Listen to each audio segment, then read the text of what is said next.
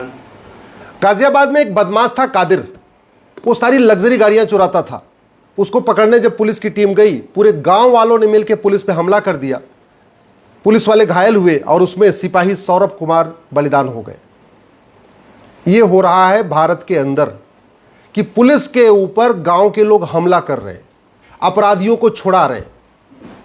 दूसरी घटना मणिपुर से, वहां पे कुलदीप पुनिया जी को आतंकवादियों ने मार दिया। तीसरी घटना गोरखपुर से, 25 किलो दूध से 40 कुंतल पनीर बन रही है। 25 किलो दूध और पनीर कितनी बनी? 40 कुंतल। सारे जहरीले सामान पड़े हुए हैं।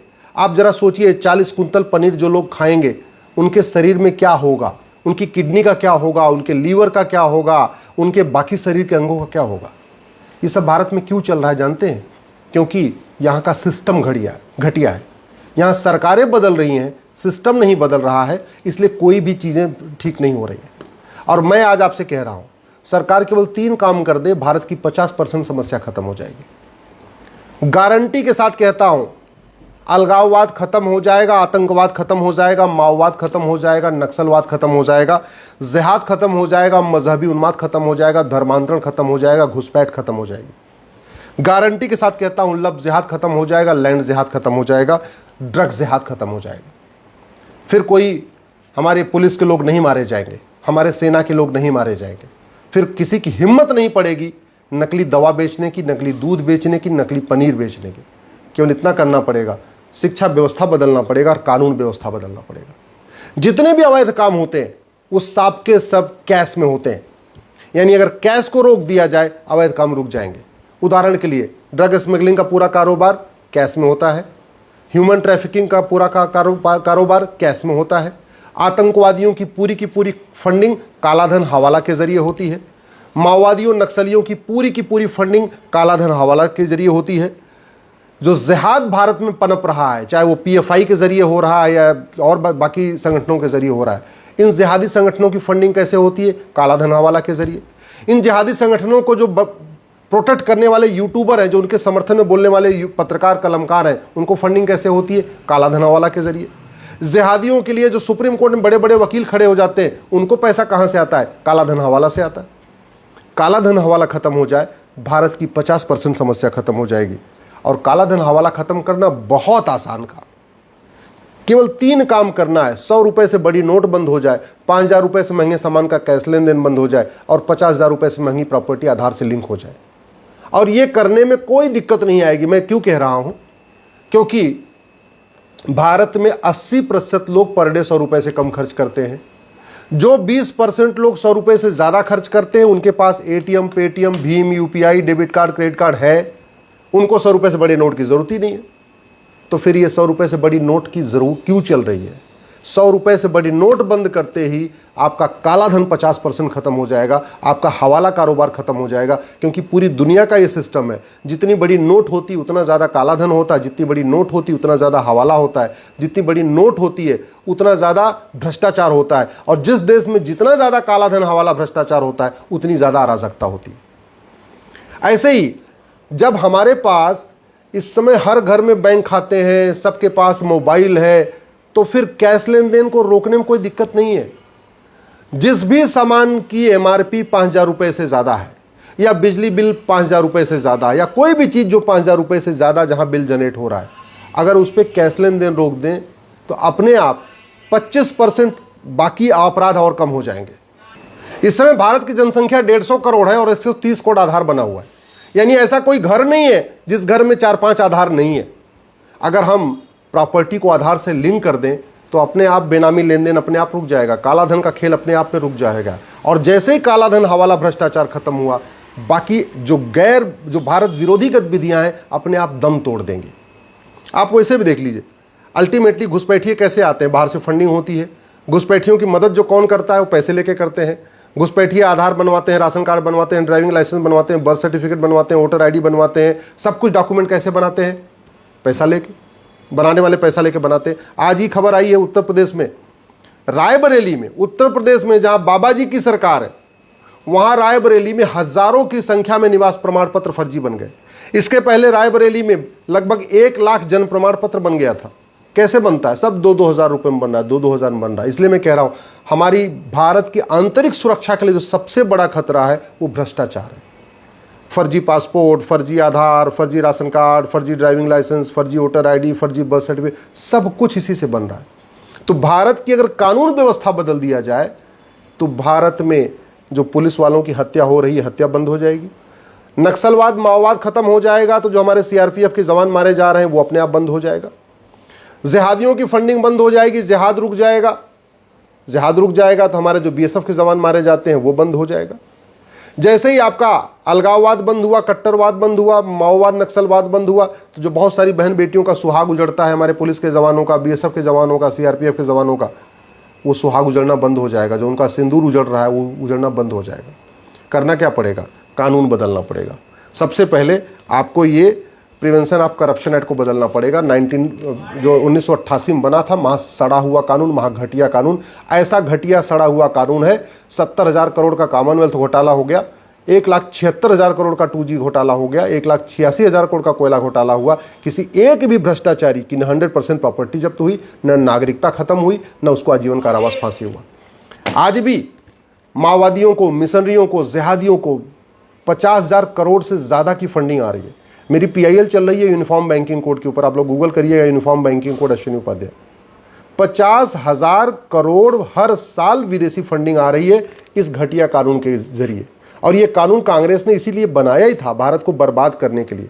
विदेशी जो फंडिंग आती है वो भारत विरोधी काम करने के लिए आती है, भारत का उत्थान करने के लिए, भारत को विश्व गुरु बनाने के लिए या भारत को परम वैभव पे ले जाने के लिए विदेशी फंडिंग नहीं आती है। विदेशी फंडिंग आती है भारत में जातिवाद का जहर घोलने के लिए, भाषावाद का जहर घोलने के लिए, क्षेत्रवाद का जहर घोलने के लिए।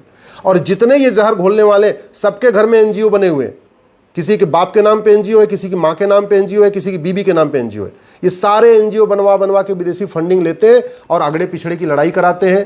कभी ब्राह्मण बनाम छत्री कराएंगे, कभी छत्री बनाम यादव कराएंगे, आपस में बांटते रहते हैं। तो जब तक ये फंडिंग नहीं बंद होगी तब तक जातिवाद, भाषावाद, क्षेत्रवाद खत्म नहीं होगा। भारत में चाहे वो मिशनरियाँ हैं, चाहे वो जिहादी संगठन है, चाहे वो घुसपैठिए हैं, चाहे वो मनी लॉन्ड्रिंग करने वाले हैं, चाहे ह्यूमन ट्रैफिकिंग करने वाले, सारा का सारा जो लेन देन चलता है हवाला के जरिए चलता है। तो 100 रुपये से बड़ी नोट बंद हो जाए, 5,000 रुपये से महंगे सामान का कैश लेन देन बंद हो जाए, और हवाला विरोधी एक कानून जो सड़ा हुआ घटिया कानून, इसको बदल दिया जाए, हवाला कारोबार रुक जाएगा। हवाला कारोबार रुक जाएगा, अपने आप भारत सुरक्षित हो जाएगा। ये है ब्लैक मनी एक्ट, घटिया, सड़ा हुआ कानून। ऐसे लगता है AC के कमरे में बैठ के बनाया गया था। कानून बनाते समय देखा भी नहीं था कि सिंगापुर में क्या कानून है ब्लैक मनी के ऊपर, अमेरिका में ब्लैक मनी के ऊपर क्या कानून है, या जापान में ब्लैक मनी के ऊपर क्या कानून है। बैठे बैठे बना दिया। ऐसे लगता कमरे में बैठे 4 आदमी बैठे और बैठ के बना दिया, देखा भी नहीं बाहर क्या चल रहा है। जब तक ये सड़ा हुआ कानून नहीं बदलेगा, ब्लैक मनी बंद नहीं होगी, काला कारोबार नहीं बंद होगा, और काला कारोबार नहीं बंद होगा तो भारत सुरक्षित नहीं रहेगा, और भारत में जो अच्छे लोग हैं वो भारत से पलायन करते रहेंगे। यह है बेनामी प्रॉपर्टी एक्ट। आज तक बेनामी लेन देन रुका नहीं है। अगर बीमारी ठीक नहीं हो रही तो दवाई बदलना चाहिए। अगर बेनामी लेन देन रोक नहीं लग रहा है तो करना क्या चाहिए? इस कानून को बदलना चाहिए। दुर्भाग्यवश बेनामी लेन देन भी नहीं रुक रहा है और हम कानून भी नहीं बदल रहे। जब तक कानून नहीं बदलेगा तब तक व्यवस्था नहीं बदलेगी। हमने बना दिया नेशनल सिक्योरिटी एक्ट। किस लिए बनाया? कि जो राष्ट्र की सुरक्षा के लिए खतरा है उससे निपटे गए। लेकिन दिमाग जरा देखिए, आज तक राष्ट्र की सुरक्षा के लिए क्या खतरा है इसमें कहीं लिखा ही नहीं है।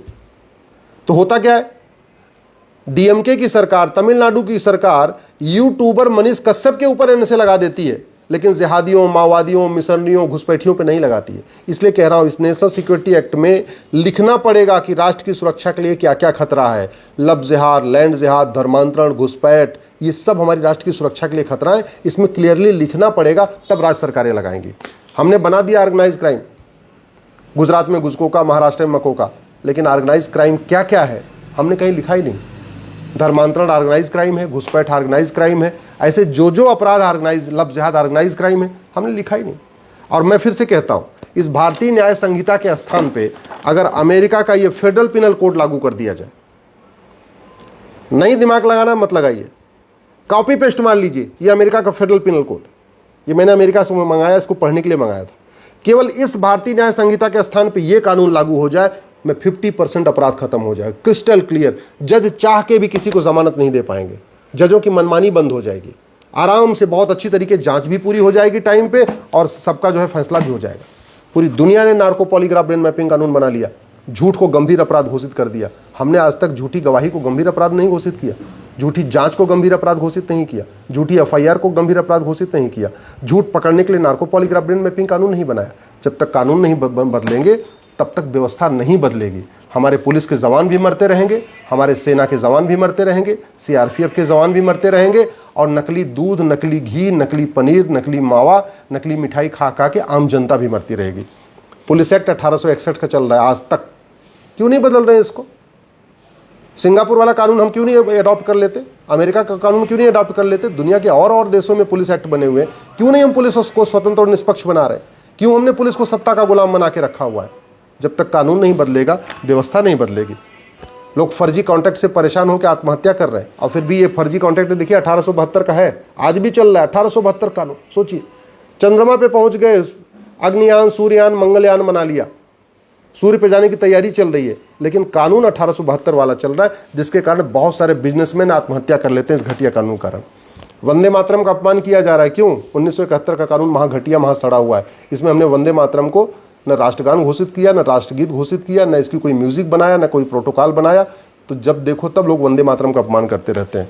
जंगलों पे कब्जा होता जा रहा है, क्यों? 1927 का कानून चल रहा है। सोचिए जरा, कहां से कहां पहुंच गए। कानून 1927 का, फॉरेस्ट एक्ट 1927 आपको दिख रहा होगा, ये कानून चल रहा है, आज भी चल रहा है। भारत की एकता अखंडता की रक्षा के लिए हमने यूएपीए बना दिया, अनलॉफुल एक्टिविटी। लेकिन अनलॉफुल एक्टिविटी क्या है इसमें हमने लिखा ही नहीं। लव जिहाद अनलॉफुल एक्टिविटी है, ड्रग जिहाद अनलॉफुल एक्टिविटी है, लैंड जिहाद अनलॉफुल एक्टिविटी है, घुसपैठ अनलॉफुल एक्टिविटी है, धर्मांतरण अनलॉफुल एक्टिविटी, कहीं लिखा ही नहीं है। नतीजा क्या है? यूएपीए लग ही नहीं रहा है।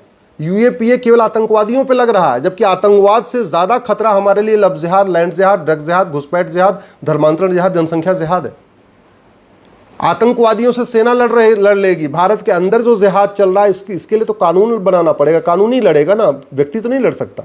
हमने कानून बदला ही नहीं। रिप्रेजेंटेशन ऑफ पीपल एक्ट ऐसा बना दिया है, गुंडे, बदमाश, मवाली, अनाड़ी, माफिया, शराब बेचने वाले, अय्यासी करने वाले, ये सांसद बन रहे हैं, विधानसभा विधायक बन रहे हैं, पार्षद बन रहे हैं, प्रधान बन रहे हैं। क्यों? कानून 1950-51 वाला चल रहा है। अंग्रेज बना के गए थे, हमने उसको बदला नहीं। मुझे समझ में नहीं आता, कानून बदलने में कोई लागत नहीं आती, फिर कानून हम क्यों नहीं बदल रहे? 6 करोड़ घुसपैठिए आ गए, क्यों? 1946 वाला कानून, महा सड़ा हुआ कानून, महा घटिया कानून, पूरी दुनिया में से घटिया कानून कोई नहीं है। 6 करोड़ घुसपैठिए आ चुके हैं, पूरी भारत को बर्बाद करने पर तुले हुए, इसके बाद भी कोई चिंता नहीं है। राइट टू एजुकेशन एक्ट बना दिया, फिर भी हमने मदरसे नहीं बंद किए, हमने मिशनरी स्कूल नहीं बंद किए, हमने मैकाले सिस्टम नहीं बंद किया, हमने मॉन्टेसरी सिस्टम नहीं बंद किया। अरे भारत में अगर गुरुकुल वैदिक शिक्षा व्यवस्था नहीं लागू होगी तो क्या पाकिस्तान उसको लागू करेगा? क्या जापान में गुरुकुल वैदिक शिक्षा व्यवस्था लागू होगी? या बांग्लादेश गुरुकुल शिक्षा व्यवस्था लागू करेगा? ये हमें अधिकार है। हम क्यों नहीं राइट टू एजुकेशन को राइट टू इक्वल एजुकेशन बना देते हैं और भारत में एक समान शिक्षा लागू करते कि चाहे गरीब हो अमीर, किताब एक होगी? क्यों हम एजुकेशन माफियाओं के हवाले हमने पूरा शिक्षा मंत्रालय कर दिया है? क्यों? जब तक कांस्टेबल और कप्तान के बच्चे की किताब एक नहीं होगी, जब तक क्लर्क और कलेक्टर के बच्चे की किताब नहीं होगी, जब तक मजदूर और मालिक के बच्चे की किताब नहीं होगी, तब तक सामाजिक समरसता नहीं आएगी, तब तक दलितों का उत्थान नहीं होगा। दलितों का उत्थान करना है, सबसे पहले समान शिक्षा लागू करना पड़ेगा। अल्पसंख्यक मंत्रालय बना दिया, अल्पसंख्यक आयोग बना दिया। अल्पसंख्यक कौन है पता ही नहीं है। क्यों नहीं अल्पसंख्यक हम डिफाइन कर देते? अरे अल्पसंख्यक सैकड़ों में होगा, हजारों में होगा, कुछ लाख जो हो उसको अल्पसंख्यक कहेंगे, जिसकी जनसंख्या करोड़ों में उसको अल्पसंख्यक कहेंगे क्या? क्यों नहीं इसमें अल्पसंख्यक हम डिफाइन कर रहे हैं? इस नकली दवाओं के कारण हजारों लोग मर रहे हैं। क्यों मर रहे हैं? 1940 का कानून महा घटिया है, महा सड़ा हुआ है। आज तक इसको बदलने पर चर्चा नहीं हो रही है। जासूसी चल रही है, जबरदस्त जासूसी हो रही है, हजारों की संख्या में जासूस पकड़े जाते हैं। क्यों पकड़े जाते हैं और कुछ क्यों बंद क्यों नहीं हो रही है? 1923 का ऑफिसर सीक्रेट एक्ट है, इसमें जासूसों को अधिकतम 3 साल की सजा होगी या जुर्माना, मैक्सिमम 3 साल या जुर्माना। यानी कोई बड़ा वकील आ गया, कोई भूतपूर्व कानून मंत्री टाइप का वकील आ गया तो वो कुछ जुर्माना देकर छुड़ा लेगा। क्यों नहीं इस कानून को बदल रहे? कितने जासूस भारत में एक्टिव हैं, पैसे के लिए जासूसी कर रहे हैं। और सबसे बड़ी बात ये, हमारी युवा पीढ़ी बर्बाद हो रही है, नशेड़ी बन रही है, गांव के गांव नशेड़ी होते जा रहे हैं। अब तो ड्रग के जरिए कन्वर्जन कराया जा रहा है। क्यों नहीं हम नशा तस्करों को फांसी देने के लिए कानून बना रहे हैं? क्यों नहीं हम नशा तस्करों के 100% प्रॉपर्टी जब्त करने के लिए कानून बना रहे हैं? क्यों नहीं हम नशा तस्करों की नागरिकता खत्म करने के लिए कानून बना रहे हैं? ये नागरिकता वाला कानून बना तो दिया हमने, 1955 में नेहरू जी ने बनाया था। ऐसा सड़ा हुआ कानून बनाएगा, आज तक किसी की नागरिकता खत्म ही नहीं हुई, न किसी जासूस की, न गद्दार की, न माओवादी की, न नक्सली की, न जिहादी की, किसी की नागरिकता खत्म नहीं हुई। ऐसे सड़े हुए कानूनों को जब तक नहीं बदला जाएगा, न भारत सुरक्षित होगा, न भारत सबल होगा, न भारत विश्वगुरु बन पाएगा, न भारत आत्मनिर्भर हो पाएगा, न भारत विकसित हो पाएगा, न भारत परम वैभव को प्राप्त हो पाएगा। सिस्टम बदलना पड़ेगा। सरकार बदलने से व्यवस्था नहीं बदलती है, व्यवस्था बदलने से समाज बदलेगा, और समाज बदलेगा तब हमारे जो पूर्वज थे, गुरु गोलवलकर जी, डॉक्टर हेगडेवार जी, बाबा साहब अम्बेडकर, तब उनका सपना साकार हो पाएगा।